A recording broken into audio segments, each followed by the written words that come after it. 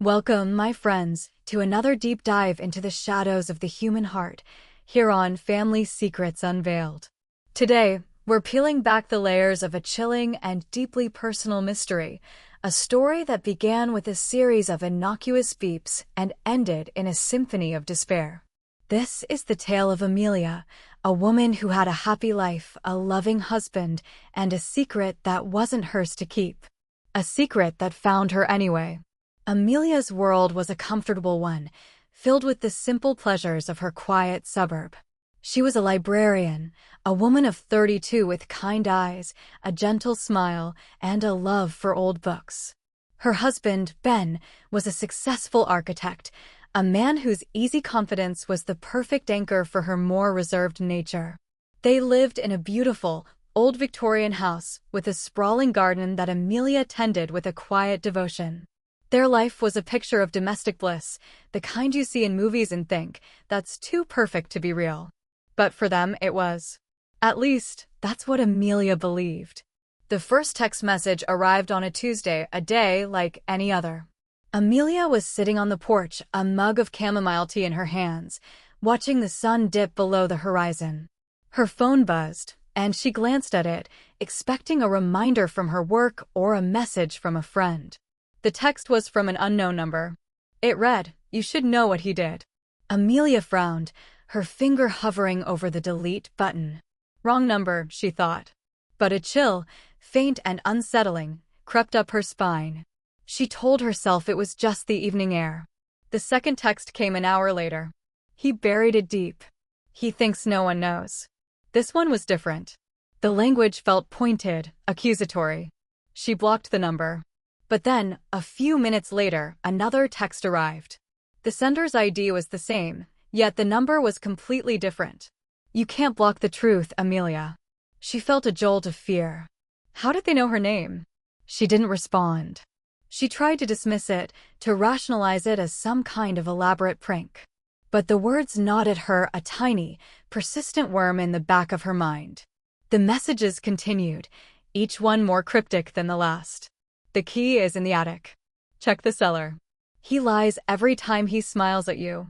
Amelia started to feel like she was living in a haunted house, not one filled with ghosts, but with whispers and secrets. The joy she once found in her life started to feel hollow, replaced by a constant, low-level anxiety.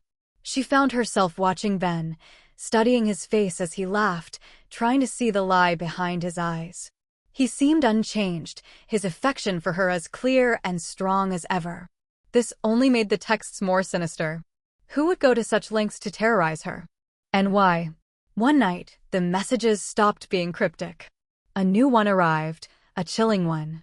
It contained a single, grainy photo of Ben, standing in front of their old Victorian house, a shovel in his hand. The photo was taken from a distance, but she could see the strain on his face, the way his jaw was set. Below the photo, a new text message appeared. "Look in the garden. He's been busy." Amelia's blood ran cold. The garden. Her sanctuary. She felt a wave of nausea. Could this be real? Could Ben, her Ben, be capable of something so dark? She looked out the window at the garden, at the perfectly manicured rose bushes and the neat rows of vegetables. It looked so peaceful. But she knew that beneath the surface, a terrible secret might be waiting. The first seeds of suspicion had been planted, and they were growing into a tangled web of fear. Her perfect life was beginning to unravel, thread by thread, and she was standing at the edge of a precipice, staring into an abyss she didn't know existed. The truth, whatever it was waiting for her. And she was about to find out just how deep the rabbit hole went. The photo of Ben with the shovel, along with the unsettling text, was a blow that shook Amelia to her core. It wasn't a cryptic riddle anymore. It was a direct accusation, a terrifying hint of something buried, both literally and figuratively. The next morning, a sense of dread hung over her like a thick fog. She couldn't bring herself to look at Ben the same way. Every smile seemed forced, every touch felt like a betrayal. The text continued, each one a new piece of a fragmented, nightmarish puzzle. They were coming from new numbers, sometimes from international ones, and she felt like she was being hunted by a phantom. One evening, Ben brought her flowers, a small bouquet of lilies, her favorite. He kissed her forehead and told her he loved her. The Amelia from a week ago would have melted. The Amelia of today saw only the shovel from the photo. "Ben," she began, her voice trembling slightly. Have you been doing any digging in the garden lately?" He looked at her, a puzzled expression on his face. "Just a bit of weeding, honey. The roses are taking over." His answer was simple, innocent, but it didn't ease her fear. She knew where she had to look. The messages started giving more specific instructions. The old chest in the attic. The locked cabinet in the cellar.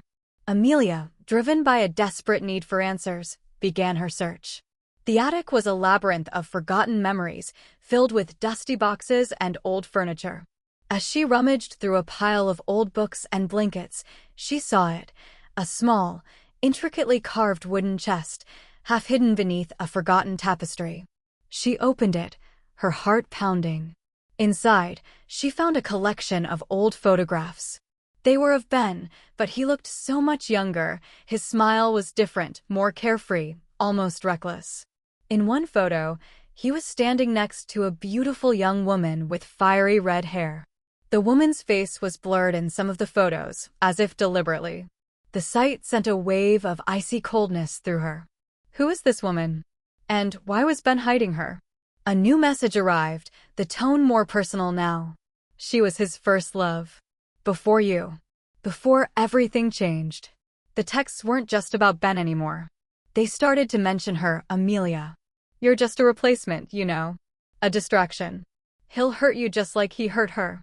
The accusations grew more malicious, and she felt her sanity slipping away. She started to see things, a shadow moving in the corner of her eye, a faint whisper when she was alone. The person texting her knew too much about their life, about their secrets. This wasn't a random prank. This was a targeted attack. Then, the final, devastating piece of the puzzle arrived. It wasn't a text. It was a file, a video clip, sent directly to her phone. She hesitated, her finger trembling. When she finally pressed play, she saw a grainy, shaky video filmed from what looked like a security camera.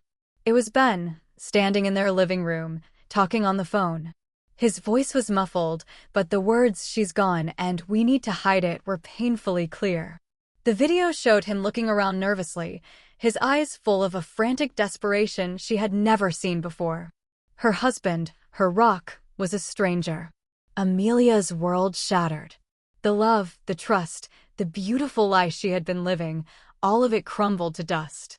The texts had led her here, to this moment of absolute, soul-crushing revelation. She wasn't just a victim of a prank, she was a pawn in a game she didn't understand. She looked at Ben, who was now peacefully sleeping beside her, and felt a profound sense of horror. He was a monster, a liar, a man who had buried a woman in her own garden and now slept beside his new wife as if nothing had happened. But the texts, the whispers, they were all a prelude to something far more sinister. They were a warning. And she was about to face the true architect of this nightmare. The truth was far more complex and terrifying than she could ever have imagined. The revelation of the video clip was a turning point. Amelia stopped seeing Ben as her husband and started seeing him as her captor, a man who had built their life on a foundation of lies and a grave. The fear she had felt was now replaced by a cold, searing anger. She needed to know everything, to find out what had happened to the woman in the photographs and why Ben had done this.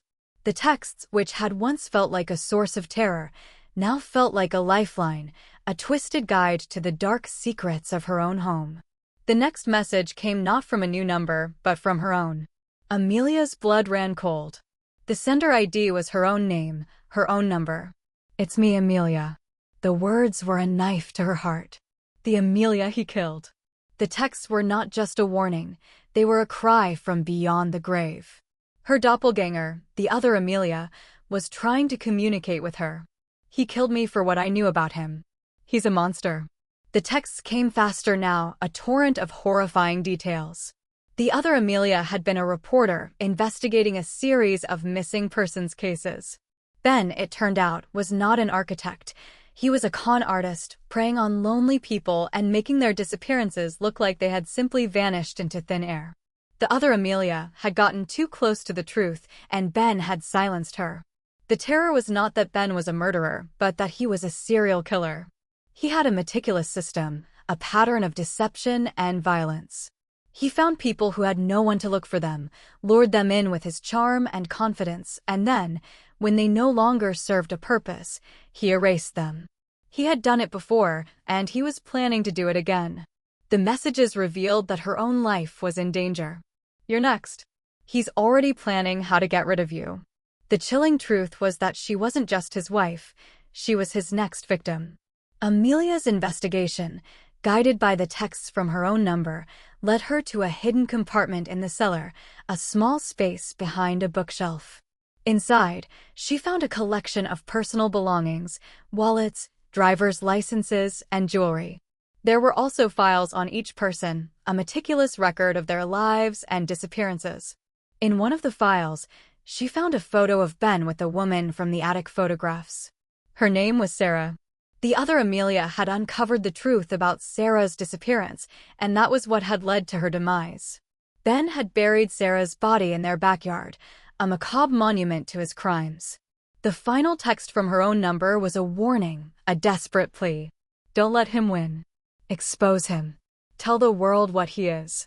But the communication was not a ghost's echo, it was a digital ghost, a program the real Amelia had created to send texts from her own number to a new one if she ever stopped checking in. It was her failsafe, her final testament to the truth. She was a reporter, after all, and she knew the importance of getting the story out. The texts, the photos, the video, it was all a setup. Ben had meticulously planned her death, and the fake texts were his way of toying with her, of making her think she was going crazy before he finally made his move. But he hadn't planned on the other Amelia's digital ghost. He didn't know that the dead woman had become a beacon of truth, guiding her unwitting replacement to her own grave. The truth was not just about murder, it was about legacy, and the unstoppable power of a story that demanded to be told. The final confrontation was inevitable. Amelia knew she couldn't run. She had to face the monster she had married and expose him for the world to see. The final confrontation was not a scream-filled fight or a chase through the night. It was quiet, insidious, and terrifying. Ben came home, a smile on his face, a bottle of her favorite wine in his hand. He poured her a glass and sat down across from her, his eyes filled with a chillingly calm emptiness. "You've been acting strangely, Amelia," he said, his voice as smooth as silk. "Did you find something you shouldn't have?" Amelia's heart hammered against her ribs. She looked at him, at the monster hiding behind the perfect facade. She held up her phone, the video of him on a loop. "I know everything, Ben. I know what you did to her. I know what you did to all of them." He didn't deny it. He just smiled, a slow, predatory grin. "It's a shame," he said, shaking his head. "I really liked you. I thought you were different." He took a sip of his wine, his gaze never leaving hers. "But you're just like all the others. Too curious for your own good." He revealed that he had been monitoring her phone, watching as the texts from her own number arrived. He thought it was a sick joke, a brilliant way to drive her to madness. He never knew it was a pre-programmed message from his dead victim. He had been planning to stage her disappearance as a runaway wife, but the texts had complicated things. He was going to make it look like a suicide, a descent into madness brought on by her own paranoia. But Amelia had a plan of her own. As he spoke, she was secretly live-streaming the entire conversation to the local news station and her family, a final, desperate act of defiance. The reporter in the other Amelia had taught her that. She wasn't just a victim, she was a witness. She looked at Ben, her eyes filled not with fear, but with a cold, hard resolve. "You think you've won, Ben? You think you've gotten away with it," she said, her voice strong and unwavering. "But you can't bury the truth. You can't kill a story that's already out there." The police sirens wailed in the distance, growing louder with each passing second. Ben's calm facade finally broke, and a look of pure, unadulterated panic flashed across his face. He lunged at her, but it was too late. The front door burst open, and a swarm of police officers rushed in. He was caught, not by a witness or a ghost, but by a modern-day digital specter, a final, chilling message from the other side. The story of the two Amelias became a national sensation. Ben was convicted on multiple counts of murder, and his reign of terror came to an end. Amelia, the librarian, became an unwilling hero, a survivor who had stared into the face of a monster and lived to tell the tale. She sold the Victorian house, the one with the garden full of buried secrets, and moved to a new city, starting her life over again. She never used her old phone number again. But sometimes, when she was alone, she would get a phantom buzz, a silent reminder of the echo of a woman who had given her life to uncover the truth, and in doing so, had saved hers. This story, like all the others we've shared here on Family Secrets Unveiled, reminds us that the darkest secrets are often buried in the most beautiful places. They're hidden behind the smiles of the people we love, waiting for the right moment to surface. So, what secrets are you hiding? What lies are you living? The truth might be closer than you think. If you found yourself captivated by this tale, please give this video a like, subscribe to our channel for more stories that will keep you up at night, and don't forget to hit that notification bell so you never miss a chilling episode. Until next time, stay vigilant and remember, the truth always finds a way out.